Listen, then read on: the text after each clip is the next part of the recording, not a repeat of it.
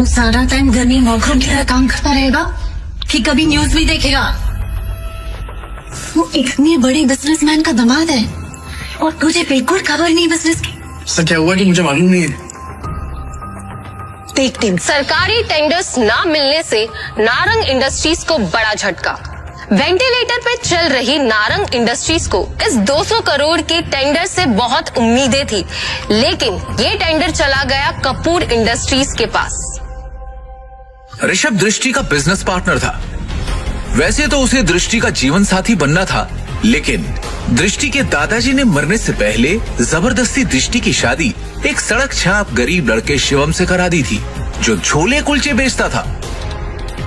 और फिर दृष्टि के दादाजी के गुजर जाने के बाद बिजनेस को संभालने के लिए दृष्टि के पिता अखिल नारंग ने बहुत कोशिश की, लेकिन वो कंपनी को संभाल नहीं सके। तनाव की वजह से उनकी तबीयत पर गहरा असर पड़ा, नुकसान बढ़ता जा रहा था, इसलिए दृष्टि को ये जिम्मेदारी उठानी पड़ी। हालांकि ऋषभ चाहता तो दृष्टि की ये समस्या अपने पापा के दोस्त मिस्टर नारायण से रिक्वेस्ट करके हल करवा सकता था, लेकिन दृष्टि से अपनी सगाई टूटने के बाद उसने फैसला किया कि वो कभी भी दृष्टि की मदद नहीं करेगा। दृष्टि बिल्कुल खामोश बैठी थी। वो हर हाल में इस कंपनी को बचाना चाहती थी। टेंडर ना मिलने की वजह से सारे इन्वेस्टर्स ने अपने हाथ खींच लिए। इनफैक्ट ये देखो, ये बैलेंस शीट, इसमें भी कुछ खास नहीं है। They don't have trust on us anymore. अगर ऐसा ही चलता रहा ना तो हमारी कंपनी दिवाला हो जाएगा। नहीं, no.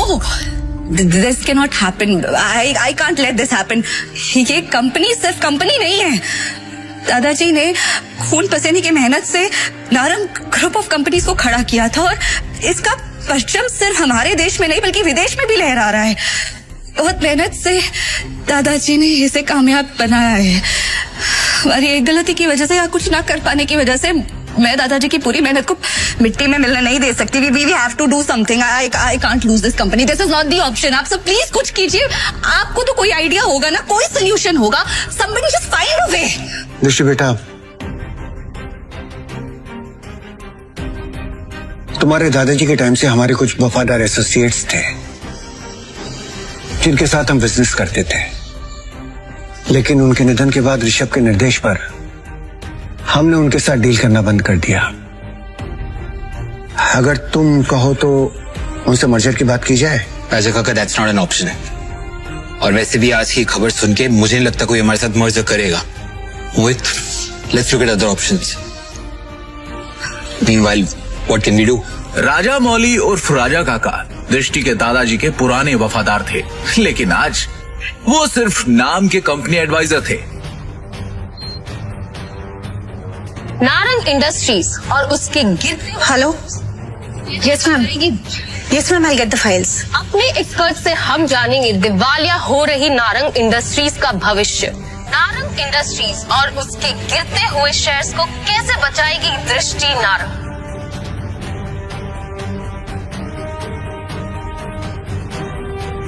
दृष्टि कहाँ पर है? शिवम, तुम घर जाओ, मुझे तुरंत ये फाइल्स देनी है मैम। दृष्टि से मिलना बहुत जरूरी है। I need to meet her right now, please. Shivam, जिद मत करो, घर जाओ। अब जा कर रही है? Meeting room. तभी मिसेस वर्मा दरवाजा खटखटाकर एक्सेस कार्ड की मदद से अंदर चली जाती हैं और उनके पीछे पीछे शिवम भी अंदर घुस जाता है। शिवम को इस तरह देखकर सभी लोग हैरान हो जाते हैं। दृष्टि, इस प्रॉब्लम के बारे में कुछ बात करनी है जरूरी, प्लीज। शिवम, इस वक्त मैं बहुत ही जरूरी मीटिंग में हूँ और ये मीटिंग इस वक्त मेरे लिए बहुत जरूरी है। 5 मिनट दे दो। इन सब बातों के लिए इस वक्त मेरे पास वक्त नहीं है। 5 मिनट इस प्रॉब्लम का सोल्यूशन है। यहाँ मीटिंग चल रही है। मुंह उठा के आ गया साला फटीचर। और वैसे भी कंपनी के मैटर में तेरा कोई लेना, तेरी औकात क्या है? सबसे पहले तो साथ को यहाँ से निकालो। इसकी वजह से सारी गड़बड़ है। दृष्टि, अपनी डिसीजन खुद लो प्लीज। सिक्योरिटी से बाहर देखो। सर, मैं यहाँ संभाल लूंगी, आप मीटिंग में वापस जाइए प्लीज। छोड़ो इसे, छोड़ो। मैडम, लेकिन सर ने इन्हें बाहर निकालने को कहा है। छोड़ो इसे, ये कोई चोर है क्या? ये दृष्टि मैम के पति हैं और नारंग इंडस्ट्रीज के घर जमाई। भूल गए क्या तुम लोग? Sorry. Thank you Mrs Verma. जितनी इज्जत आपसे मिलती है उतनी दृष्टि उसकी मॉम से भी नहीं मिलती। Thank you. इस प्रॉब्लम के बारे में कुछ बात करनी है जरूरी, प्लीज। मिसेस वर्मा शिवम को ऑफिस की छत पर ले जाती हैं और उससे पूछती हैं। शिवम, हाँ जी। तुम अंदर क्या बड़बड़ा रहे थे? तुम कंपनी को संकट से बचा सकते हो? कैसे? कैसे बचा सकता हूँ ये तो आपको अभी नहीं बता सकता, लेकिन आपसे कुछ मदद चाहिए मिसेस वर्मा। कंपनी की कुछ डिटेल्स चाहिए। कैसी डिटेल्स? मुझे शेयर होल्डर्स की, इन्वेस्टर्स की लिस्ट चाहिए और बैलेंस शीट भी देखनी है, उसके बाद ही कुछ कह पाऊंगा। अंदर जो कुछ भी हुआ उसके बाद ऑफिस का कोई भी स्टाफ तुम्हारी मदद करने को तैयार नहीं होगा, लेकिन एक आदमी है जो तुम्हारी मदद कर सकता है। अगर तुम उसको मना लो तो ही। कौन? Rajamouli sir. I think he can help you. वो दृष्टि के दादाजी के बहुत करीबी थे, लेकिन जब से ऋषभ आया ना ऑफिस में, उसने उनको साइडलाइन कर दिया। वो ना चेन स्मोकर है, तो वो हर एक घंटे आते हैं यहाँ पे सिगरेट पीने। तुम उनका इंतजार करो और कोशिश करो उनसे बात करने की। हाँ, मैं वापस जाती हूँ। शिवम वहां खड़ा होकर राजा मौली का इंतजार करने लगता है। इसी बीच उसने अपनी जेब से फोन निकाला और किसी को कॉल किया। हेलो, कैसे हैं नितिन दादाजी आप? अरे शिवम जी, आपसे मुलाकात भी हो गई और आज आपका कॉल भी आ गया। हमारे तो भाग्य खुल गए। बोलिए ना सर। आपसे छोटा सा काम। हुक्म किया जाए मालिक।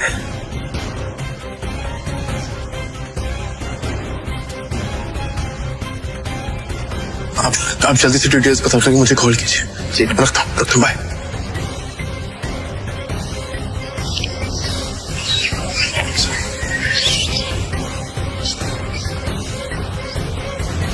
राजा काका, रायजादा ग्रुप और नारंग इंडस्ट्रीज का मर्जर कैसा रहेगा?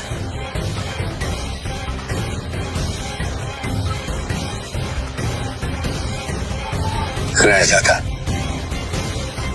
तुम इनके बारे में कैसे जानते हो? ये तो हमारे पुराने बिजनेस एसोसिएट्स थे। तुम्हें क्या पता इनके बारे में? इसके बाद शिवम ने राजा काका को कुछ ऐसा बताया कि उसे सुनने के बाद उनके होश उड़ गए। उन्होंने अपनी सिगरेट वापस रखी और शिवम को अपने साथ कॉन्फ्रेंस रूम ले गए।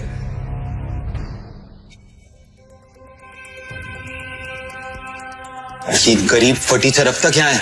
अपनी भाषा पर नियंत्रण रखो।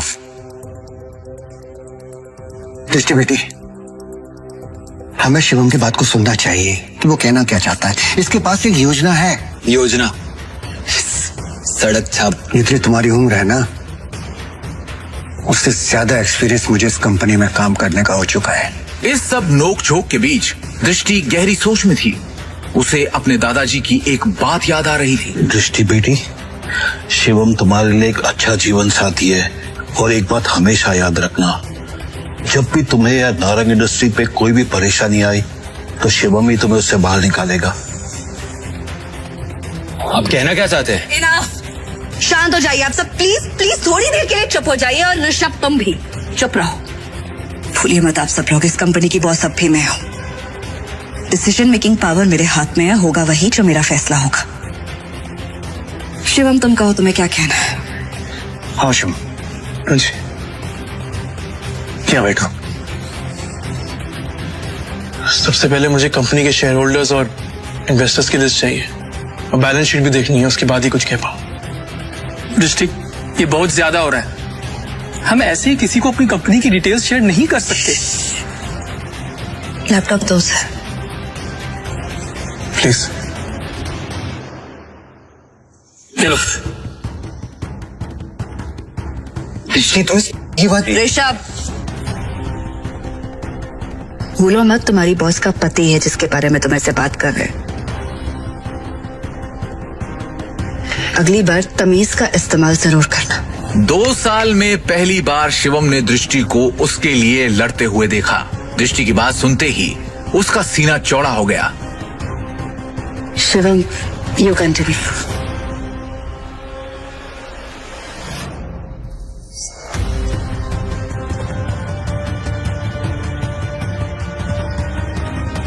बैलेंस शीट की कुछ ट्रांजैक्शन पे मुझे शक है। इन्वेस्टर्स जिस तरह कंपनी छोड़ के जा रहे हैं उसका भी एक पैटर्न है। कुछ तो गड़बड़ है यहाँ पे। अरे क्या बकवास कर रहा है? कुछ भी बोल रहा है यार। हवा में बात करना बंद करो और ये बताओ कि गिरते शहर को कैसे रोके। हमें हमारे कंपनी से सारे शेयर बाय बैक करने होंगे, सिंपल। अरे वाह, एकदम शानदार और नया आइडिया तुम्हारा। तुम्हें क्या लगता है? अरे इसे क्या लगता है कि हम लोग ने इस बारे में सोचा नहीं होगा? शांत हो जाओ। शिवम, फंड्स कहाँ हैं हमारे पास? 1 मिनट दो मुझे, बस 1 मिनट। इतना कहकर शिवम ने अपने फोन से एक नंबर मिलाया और उसके बाद जो उसने फोन पर कहा उसे सुनकर सबके होश उड़ गए। ऋषभ और मोहित की आंखें फटी की फटी रह गई। मिस्टर टोकस, मेरी बात ध्यान से सुनिएगा। सबसे पहली बात, राजाडा ग्रुप से नारंग इंडस्ट्रीज को फौरन 500 करोड़ ट्रांसफर कीजिए। दूसरी बात, राजाडा ग्रुप और नारंग इंडस्ट्रीज के बीच में मर्जर अनाउंस कीजिए। और हाँ, आखिरी बात, कपूर इंडस्ट्रीज के सारे शेयर खरीद लीजिए जल्दी। दृष्टि शिवम की इतनी बड़ी बड़ी बातें सुनकर हैरान थी। उसे यकीन ही नहीं हो रहा था कि उसका घर जमाई पति इतनी बड़ी कंपनी से उसकी नारंग इंडस्ट्री का मर्जर करवा रहा था। दृष्टि ने शिवम से कहा, शिवम, तुम हो कौन? ब्रेकिंग न्यूज, बड़ी खबर आ रही है इस वक्त हमारे पास। रायजादा ग्रुप ने नारंग इंडस्ट्रीज के साथ मर्जर की घोषणा कर दी है। इस खबर ने नारंग इंडस्ट्रीज को फर्श से अर्श तक पहुंचा दिया है। नारंग इंडस्ट्रीज के शेयर प्राइस ने वापस से रफ्तार पकड़ी है। नारंग इंडस्ट्रीज का दुनिया की सबसे बड़ी कंपनी रायजादा ग्रुप से जुड़ना काफी फायदेमंद साबित होगा।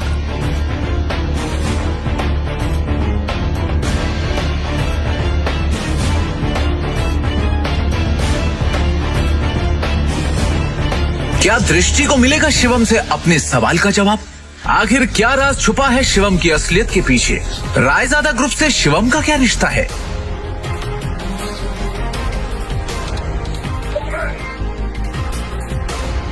पाई पाई के लिए तरसने वाले शिवम ने कैसे दिवालिया होती हुई नारंग इंडस्ट्रीज को दिलवाए 500 करोड़ रुपए? एक फटीचर इंसान ने कैसे देश की सबसे बड़ी कंपनी रायजादा ग्रुप से नारंग इंडस्ट्रीज का मर्जर करवाया?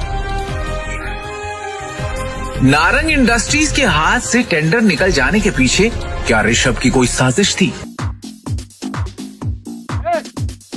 किसकी औकात थी मेरे क्लब में म्यूजिक बंद करने की? मेरी।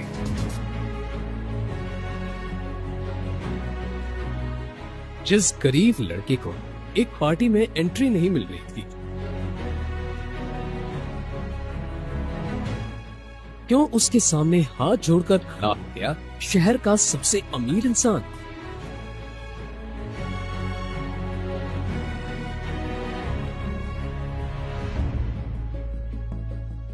फ्री में सुनिए दुनिया भर में सुनी जाने वाली ये जबरदस्त कहानी।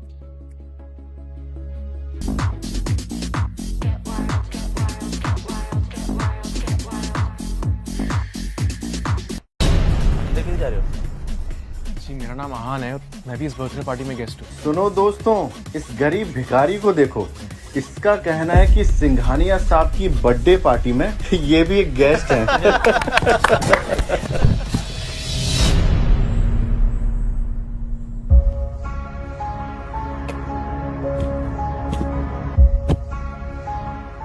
शनाया बेबी, घर चलते हैं। बेबी?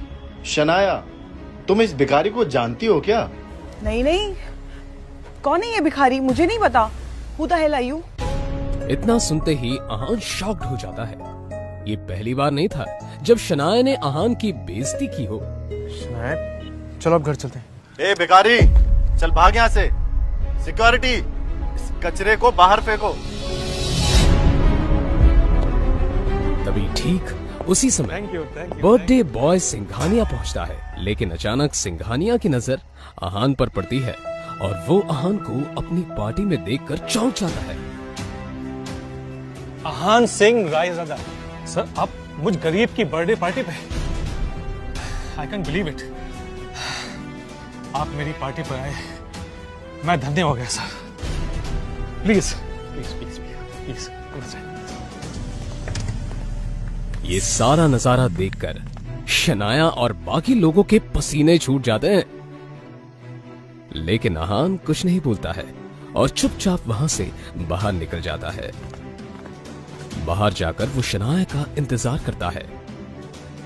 जब पार्टी खत्म होती है तो शनाया नशे में बाहर आती है।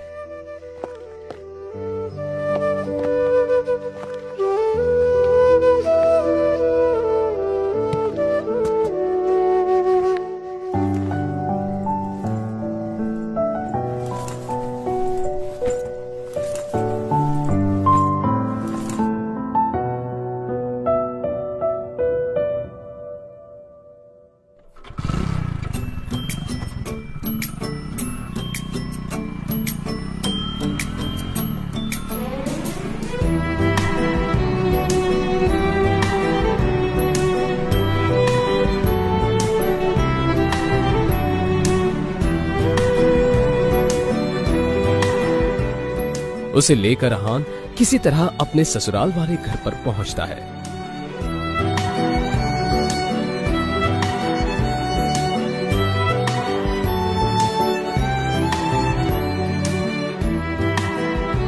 अहान अपने ससुराल में ही घर जमाई बनकर रहता था और इस बात का मजाक सभी उड़ाते रहते थे।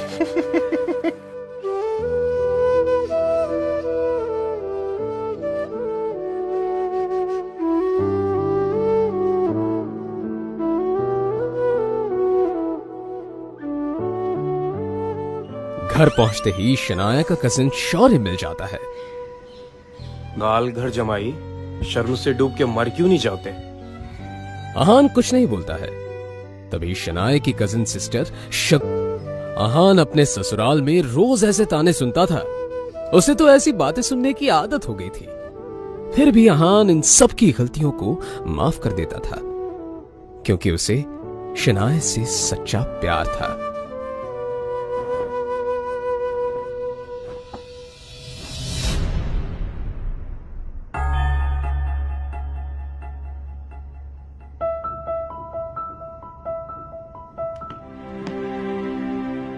भिखारी कहीं का।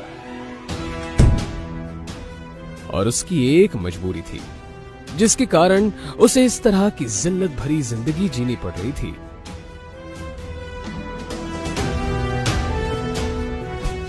उड़ा लो मेरा मजाक, लेकिन जिस दिन तुम लोगों को मेरी हकीकत का पता चलेगा, उस दिन तुम्हारे होश उड़ जाएंगे। अहान की हकीकत क्या थी ये कोई नहीं जानता था, लेकिन न जाने क्यों अहान भी किसी को नहीं बता।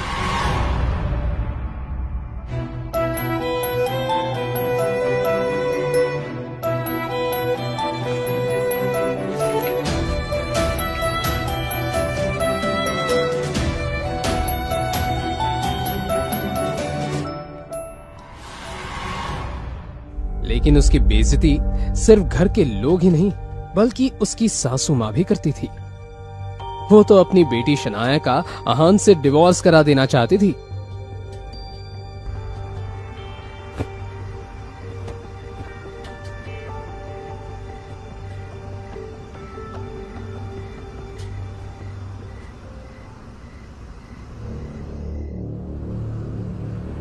अहान, अभी हम अंदर होटल रूम में किसी से मिलने जा रहे हैं। आप वहाँ किसी को भी मत बोलना कि आप मेरे पति हैं।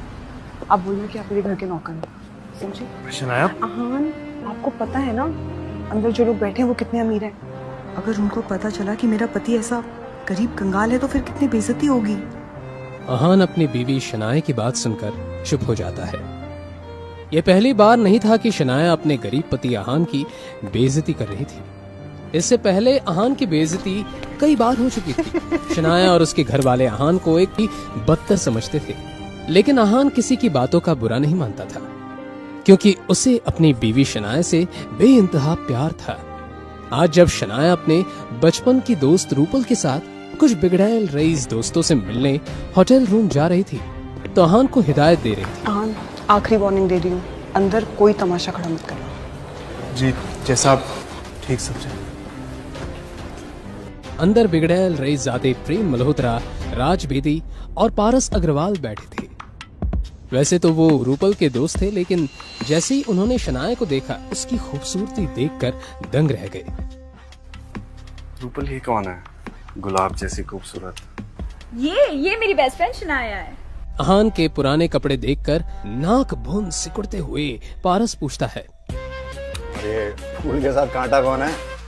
लेकिन तभी अहान बोलता है, जी मेरा नाम आहान है। ओ हाँ, याद आया, शनाया गिल। तो इसका मतलब आहान है, जिससे शनाया के पापा शेखर गिल ने शादी करवाई थी। Am I right, Shanaya? अब जैसे ही प्रेम और पारस को पता चलता है ये गरीब इंसान इस खूबसूरत लड़की शनाया का पति है, तो शनाया के फ्लर्ट करने के अरमानों पर पानी फिर जाता है। अब वो तीनों मिलकर अहान की गरीबी का मजाक उड़ाने लगते हैं। तो आहान भैया, मैंने सुना आप किसी बैंक में काम करते हैं, तो कितनी सैलरी है आपकी? लेकिन ये तीनों लड़के हंसते हंसते अहान की बेइज्जती कर रहे थे। 12,000 मिल जाते हैं। कितना? 12,000। कभी कभी बोनस मिलता है तो 15,000 भी मिल जाते हैं। अच्छी सैलरी।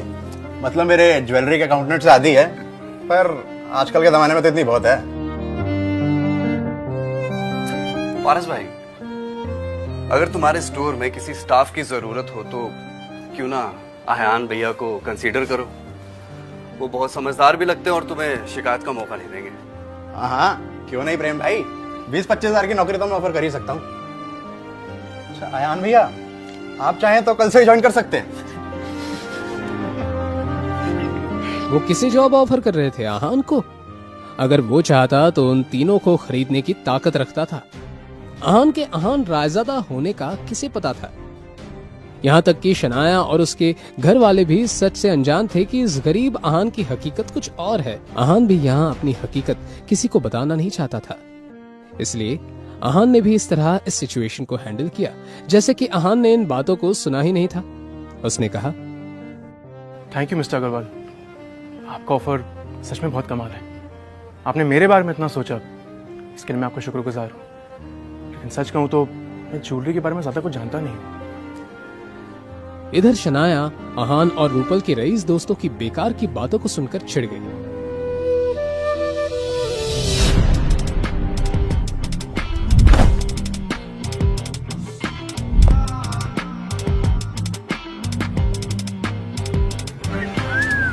उस आदमी से शराब की बहुत ज्यादा तेज बदबू आ रही थी।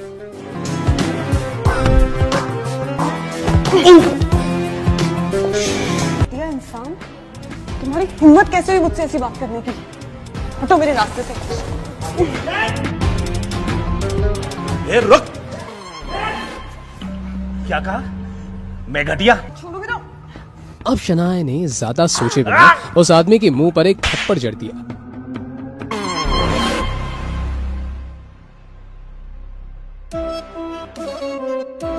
थप्पड़ का बदला कैसे लेते मैं तुझे बताता हूँ। शनाया ने बिना कुछ सोचे समझे घबराहट के मारे अपनी आंखें बंद कर दी, मगर वो बोतल शनाया तक नहीं पहुंची। शनाया ने देखा कि एक हाथ ने बियर की बोतल को पकड़ लिया था।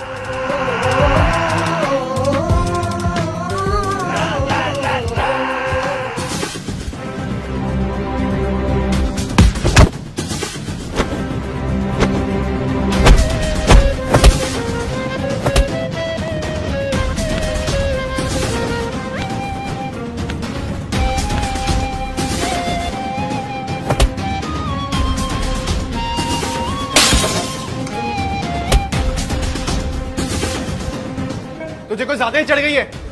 अगर अपनी सलामती चाहते है ना, तो मेरी बीवी से बदतमीजी की है, उससे माफी मांगो और निकल जाए यहाँ से। बहुत बड़ी गलती कर दी तूने, मुझ पे हाथ उठाकर। अब मैं तुझे बताता हूँ कि मुझे कितनी चढ़ी है।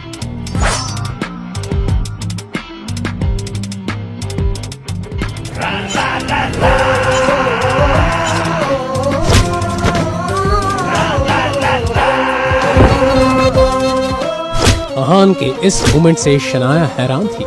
उस बेचारी को अपनी आंखों पर यकीन नहीं हो रहा था। प्रेम मल्होत्रा और राजप्रीति वहां पर शोर सुनकर भागते हुए आए। कि मोटा सुअर शराबी मुझे अकेला पाके मेरा फायदा उठाने की कोशिश कर रहा था। अब प्रेम मल्होत्रा की आंखों में नाराजगी दिखने लगी। आज उसने शनाया पर अपना इंप्रेशन भी तो जमाना था, इसलिए उसने इस मैटर की पूरी जिम्मेदारी अपने हाथों में लेने का फैसला कर लिया। आफ्टर ऑल प्राइड होटल उसकी ही फैमिली का बिजनेस का हिस्सा था। तुम्हारी हिम्मत कैसे हुई शनाया के साथ ऐसा करने की? घटिया आदमी, तुम्हारी जान ले लूंगा। ये दोनों मेरी बीवी शनाया पर अपना इंप्रेशन जमाने के लिए उस आदमी को कुछ ज्यादा ही पीट रहे। ये बात तो साफ है कि ये आदमी कोई आम शराबी नहीं है। प्रेम मल्होत्रा और राज बेदी रुकने का नाम ही नहीं ले रहे थे, इसलिए आहान ने उन दोनों को रोकते हुए कहा, बस करो, इसको सी सजा मिल चुकी है। अगर ऐसी चलता ना तो ये मर जाएगा। अरे हान भैया, आप किस बात से डर रहे हो? और अगर ये मोटा सांड यहाँ मर भी गया ना तो कोई फिक्र नहीं, मैं इस होटल का मालिक हूँ। इस मैटर को यहीं आसानी से सॉल्व कर दूंगा। ये आहान और साथ ही साथ एक नंबर का फट्टू डरपोक भी है। शनाया को आहान पे चिढ़ मच रही थी। शनाया ने प्रेम मल्होत्रा और राज बेदी की तरफ देखकर कहा, जाने दो, छोड़ दो इसको। अरे आहान भैया, आप तो कुछ ज्यादा ही डरते हैं। हमारे साथ रहेंगे तो थोड़े ब्रेव हो जाएंगे। ये बात किसी ताने से कम नहीं थी, मगर ये सब समझने के बाद भी आहान ने कुछ नहीं कहा। कुछ गुंडे अंदर आए। प्रेम मल्होत्रा ने गुंडों को अंदर आते हुए देखा। लगता है इसमें की चमड़ी ना इससे ज्यादा मोटी है। इतनी मार खाने के बाद भी ये ठिकाने नहीं है। कोई बात, इन सबको मैं मजा चखाता हूँ।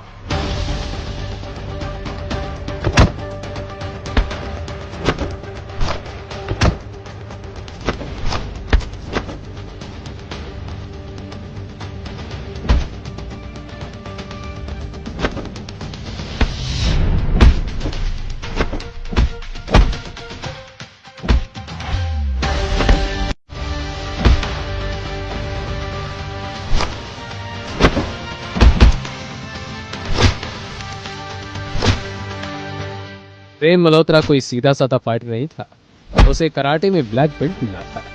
एक एक करके प्रेम मल्होत्रा ने गजेंद्र के सारे साथियों को हरा दिया।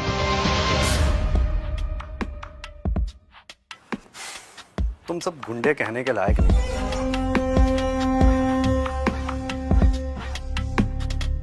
मेरे चीते प्रेम भाई, तूने तो कमाल कर दिया। अब मुझे नहीं लगता कि ये गुंडे हमें परेशान करेंगे। मिस शनाया, रूपल, आप दोनों ठीक हैं? प्रेम के सवाल के जवाब में शनाया और रूपल ने हामी भर दी। प्रेम शनाया की आंखों में अपने लिए तारीफ देखना चाहता था, मगर उसने देखा कि शनाया की नजरें तो अपने पति आहान की तरफ थी। वो आहान जो चुपचाप बैठे हुए गुंडों की तरफ देख रहा था। प्रेम मल्होत्रा को और चिढ़ मच गई। भाई, अब इन निठल्ले गुंडों का क्या करना है? किसी को बुलाऊं क्या ना दफनाने के लिए? अरे नहीं यार, मेरा स्टाफ देख लेगा। आइए आप बाहर। पारस बस अपनी बात को बड़ा चढ़ा के कह रहा था। वो सच में ऐसा कुछ करने की हिम्मत भी नहीं कर सकता था।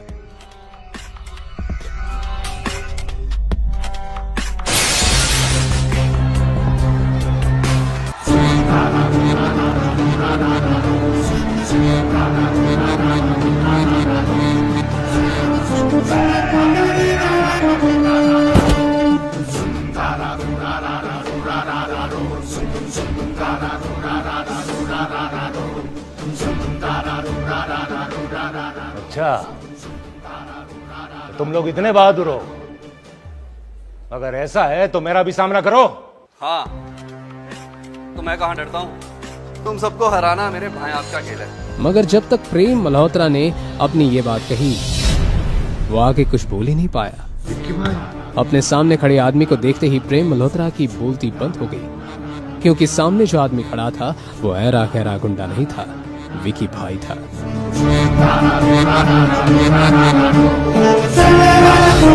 उन सभी की आंखों में एक तरह की झलक थी, जिसे देखकर ऐसा लग रहा था कि प्रेम और बाकी सब की तरफ खुद मौत चलकर आ रही है। उन तीनों की रईस बिजनेस फैमिलीज हर महीने जिस विकी भाई को डर कर प्रोटेक्शन फीस भेजते थे, आज उन्होंने उसी विकी भाई से पंगा ले लिया था। अभी अभी किसने मुझे चैलेंज किया? भाई, हम मजाक कर रहे थे, हमें पता ही नहीं था कि सामने आप खड़े हैं। हमें माफ कर दीजिए। वो मजाक कर रहा था। कोई बात नहीं, मजाक तो चलता रहता है। क्यों ना एक मजाक मैं तेरे साथ करूं। क्यों ना हम इस बात को बात करके सुलझा लें।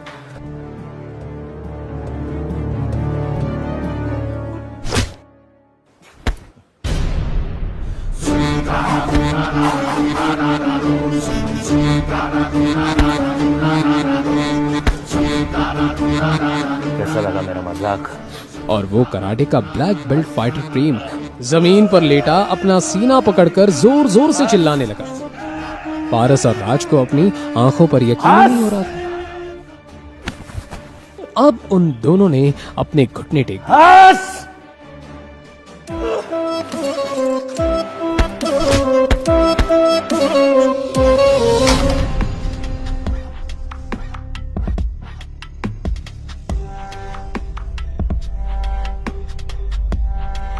उठाना।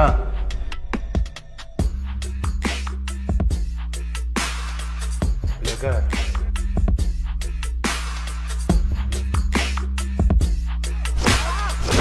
सबके सब चीख चीख कर रो रहे थे। ये नजारा देखकर वहां खड़ी रूपल और शनाया घबरा गई। उन दोनों को कुछ समझ नहीं आ रहा था, मगर और शनाया अच्छे से जानते थे कि इन लड़कों की वजह से वो किसी बहुत ही बड़ी मुसीबत में फंस गए थे। विकी भाई को अपने सामने चल रहा ये तमाशा देखकर बहुत मजा आ रहा था। मैं जानता तो था कि वो मोटा आदमी कोई नॉर्मल शराबी नहीं था, लेकिन मैंने इस बात की उम्मीद बिल्कुल भी नहीं की थी कि इस मोटे आदमी के पीछे विक्की होगा। खैर, जब तक शनाया को कोई तंग नहीं करता, मैं इस सब में इंटरफेयर नहीं करता। विकी भाई ने बाकी तीनों की तरफ ध्यान नहीं दिया और बस उन तीनों के बिगड़ैले बेटों को तड़पते हुए देखने लगा। सुन बे, इसके हाथ पैर तोड़ दो और फिर भी इसकी जबान काबू में ना आए तो इसकी गर्दन तोड़ दो। और याद से इसके चौथे पर मेरी तरफ से इसके मेरे बाप को 2 करोड़ रुपए भिजवा देना।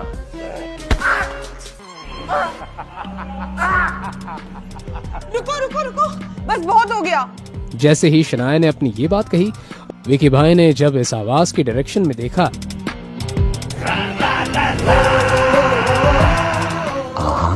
रायज़ादा, तो उसकी आंखें खुली की खुली रह गई। उसे अपनी आंखों पर यकीन नहीं हो रहा था। निकलो यहां से। विकी भाई के ऐसे रिएक्शन से सब हैरत में थे। क्यों अचानक आहान को देखकर विकी अपने गुंडों के साथ भागने लगा? क्या विकी और आहान का पहले भी कहीं सामना हो चुका है?